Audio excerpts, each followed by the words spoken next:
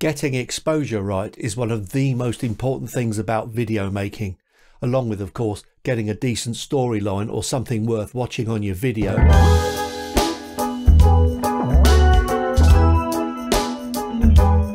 One thing that people struggle with video cameras is getting the exposure correct in the first place and not having to correct it in post. So because of that, a lot of people resort to just using auto, and then they feel safe because everything's sorted out for them by the camera. The point is that if you expose something too much, you're going to get very bright, burnt out areas. For instance, these areas here on my skin where it's very white and very light could be so white that it can never be recovered. So it's basically, it ruins the shot.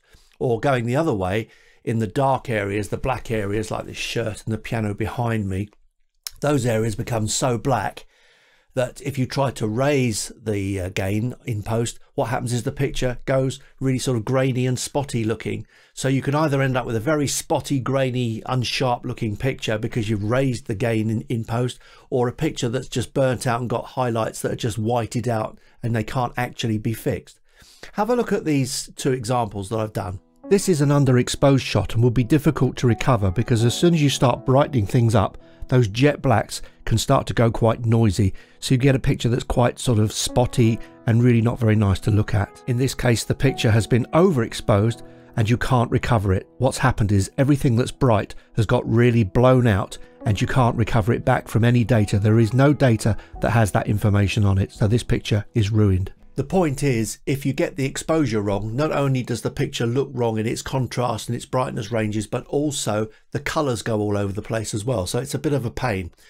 Now, the thing is, the two main components of getting a picture to look right are the shutter speed, and in the Sony CX cameras, they call it the iris. Now, the iris is exactly the same as the aperture or the f-stop. So iris is aperture or f-stop, okay? And to get the exposure right, it's a balancing act. If this is the shutter, this is the iris. Now you decide you're going to go in auto, then what happens is the camera just does everything automatically for you. That's what it does. But it can get fooled. And if you want to go into a slightly sort of more manual type of thing, the CX range offers a sort of semi-automatic, semi-manual mode. So if you control the shutter speed, the camera will control the iris. If you control the iris, the camera will control the shutter speed. So one works with the other. That means if you want to use a slower shutter speed, the iris will have to go up. If you want to use an open iris, a very open iris, the shutter speed will have to be increased. And that's because you're compensating for the amount of light that the iris, the f-stop or the aperture lets in.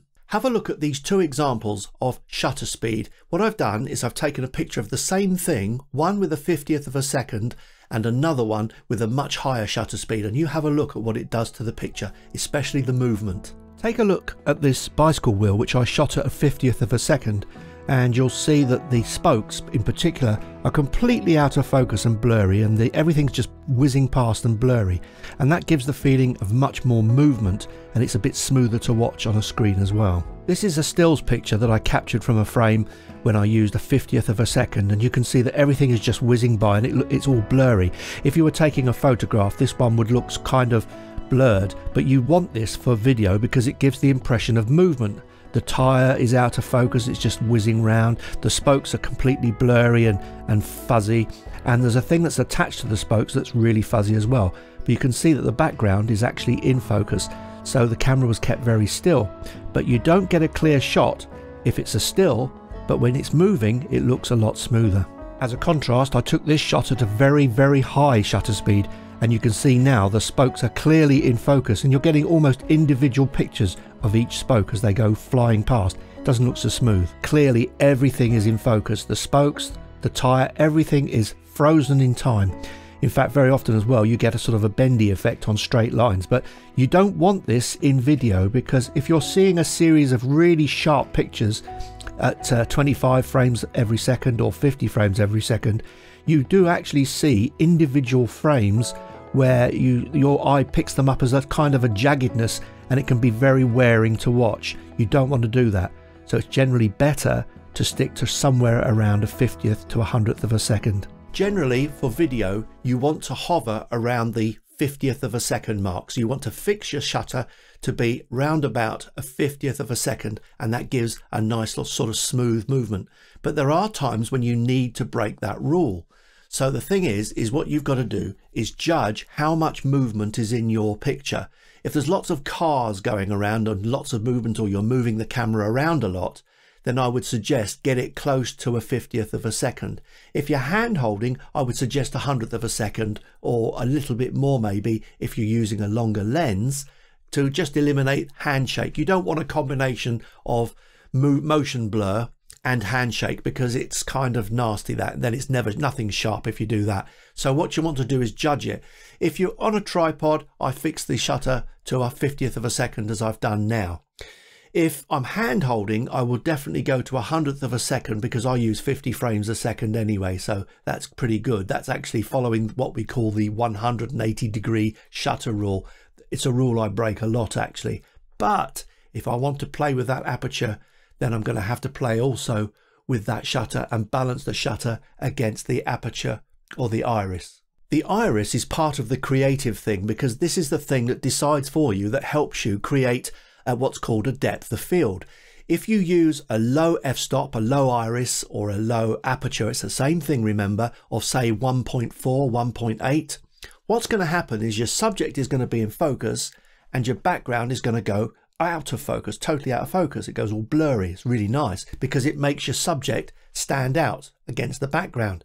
But sometimes, say for instance, if you're taking countryside, you want big depth of field, especially if you want the picture of, say, someone stood in a field and you want them in focus and all the background, all the mountains or something, you're going to need much more of a depth of field. And that's when you need to play around with the aperture.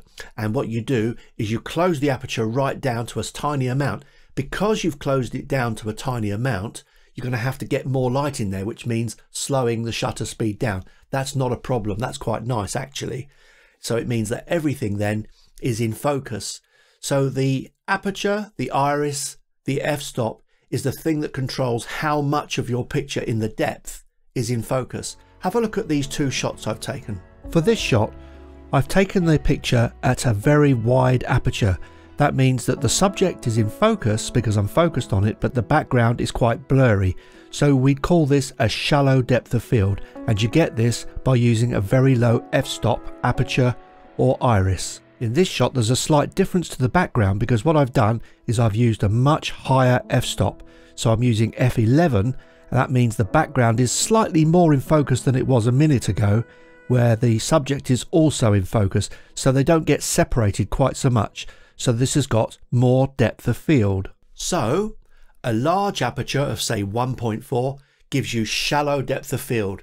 I would be in focus, not the piano. A smaller aperture or a smaller iris or a smaller f-stop of say f16 would get me in focus and the piano behind me. Everything would be in focus. But because it's smaller, I'd have to adjust the shutter as well. And that's the thing about the balance between the two. The two really do have to balance with each other. So I'm going to show you how you do this on the CX range of cameras from Sony. All of them work basically the same way. None of them offer manual, but they offer a semi-manual where if you go into the iris, the shutter will become automatic.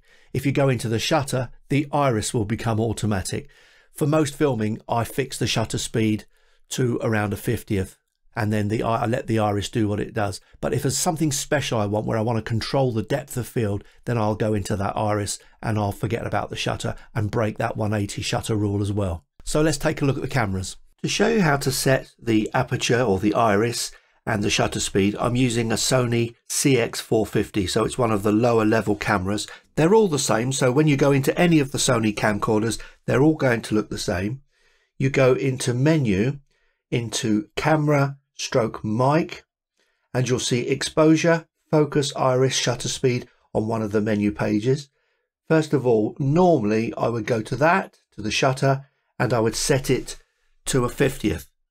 Now the thing is once you set it to a 50th, the iris now is going to do exactly what it wants. So you're not really in control of the depth of field.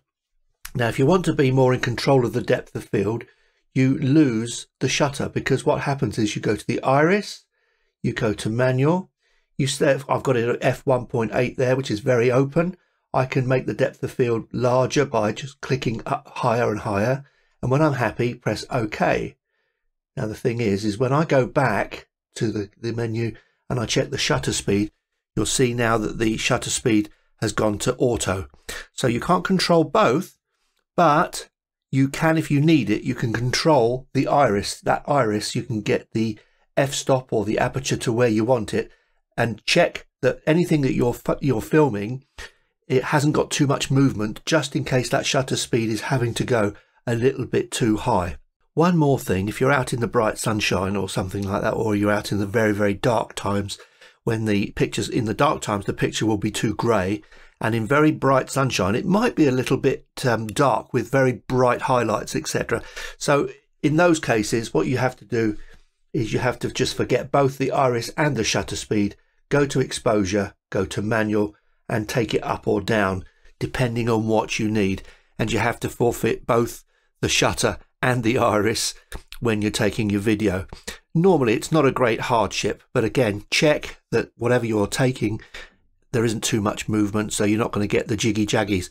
Don't be overzealous about it, but obviously the best shutter speed is going to be around a 50th of a second, and once you let the camera move that shutter, then you're kind of making the movement appear a little more jiggy jaggy, and the higher you go, the more jiggy jaggy it might look. So just check it when you're taking it. But on most occasions when I've taken stuff, I found it's not too much of a problem, to be honest. Okay, now just some techno babble. The 180-degree shutter rule is this. It's basically to ensure that you get smooth movement. Normally, if you're using 25 frames a second, you would use double that for your shutter speed. So if it's 25 frames a second, you would fix your shutter speed to a 50th. If you're using 50 frames a second, you would double your shutter speed to a 100th normally, because what you would do, you might want to do slow motion and take that down to 25 frames a second, and that's why that rule exists. But I actually work in 50 frames a second, and I often work with a 360-degree shutter. I use 50 frames a second and a 50th of a second shutter. So I'm using a 360-degree shutter, and I get the same amount of blur as someone using 25 frames per second, but it allows me to go up to a 100th when I'm hand holding, or if I go up further, I can go a bit further to even a 200th to get it really, hopefully, sharp and no camera shake, just get the motion blur within the picture. So the 180-degree rule, don't worry why, it's to do with shutters that used to go in circles on the old projectors, but the thing is if the shutter rule is double the frame rate. So 25 frames a second, go to a 50th for your shutter.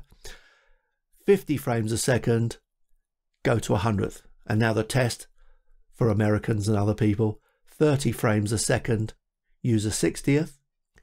60 frames a second, use a 120th. Probably haven't got that, so use a 100th. But that's the 180-degree shutter rule. So I hope this has helped to explain to you how we get the exposure right on these Sony CX cameras. They are really nice cameras, and all the examples I shot were done on a Sony camera, and there you are. I hope to see you next time. Cheers for now.